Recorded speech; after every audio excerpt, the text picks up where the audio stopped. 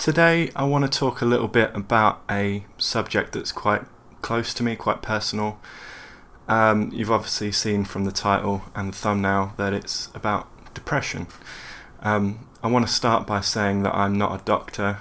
If you're struggling with something, you should definitely speak to someone, whether it's family or friends or a doctor or anybody. I'm not here to give advice. I don't think I would be the best person to do that. So you should definitely take everything that I say with a pinch of salt. But I think it's worth exploring because it's no secret that a lot of writers throughout history have suffered with depression, and a lot of artists throughout history in general have suffered with depression. And I don't think that's a coincidence, and I also don't think that it's the writing or the art that's causing the depression. So why are those things linked? And I think the reason is that writers especially, we can be quite sensitive people. And when I say sensitive, the word sensitive recently is like really become synonymous with weak. You know, we think about when you've got like sensitive skin, it's like easily hurt and just very quite weak and tender. But when I say sensitive, I don't mean weak at all. I mean that we absorb a lot of information and we're very aware of the world around us. And we pick up on little things that maybe other people wouldn't pick up on. And what this means is that we're able to then take snippets of the world and translate them into stories on the page. So in some sense we really need to be sensitive and even hypersensitive. And that has its downsides because it means we let things maybe get to us a bit more. We overthink things. We just dwell on things that maybe a lot of people wouldn't. So it's definitely swings and roundabouts.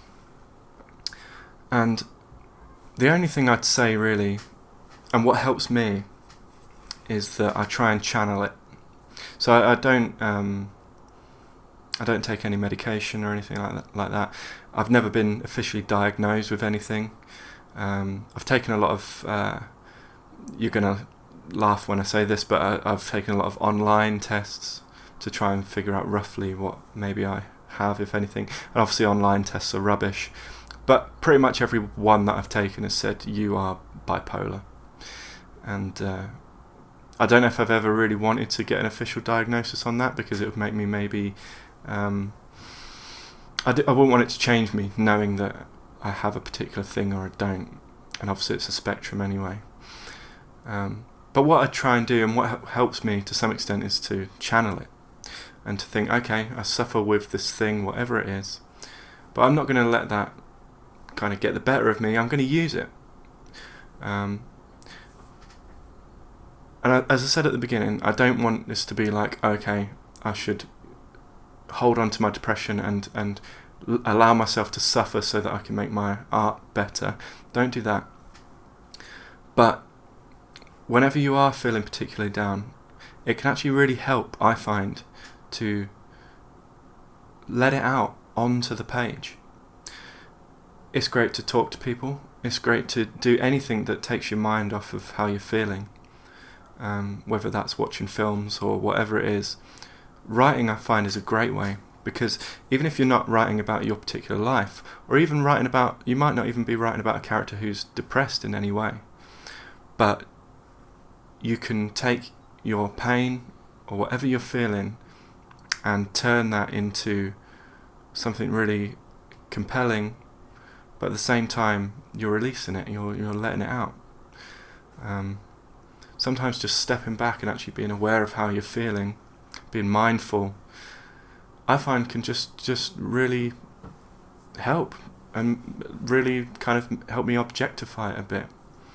You're no longer kind of in this depression. It's separate from you. You're aware of it. It's there. You know it exists. And now you're going to throw it at the page with words.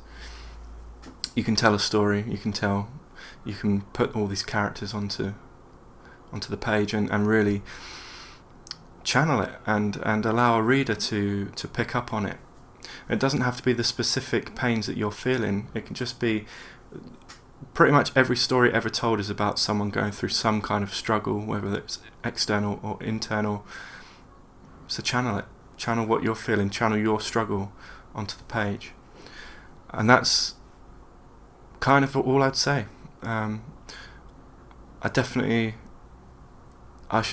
just want to stress one more time, for the third time I think in this video. If you are struggling, seek help, whether that is from a friend, any kind of loved one, or a professional. Do that.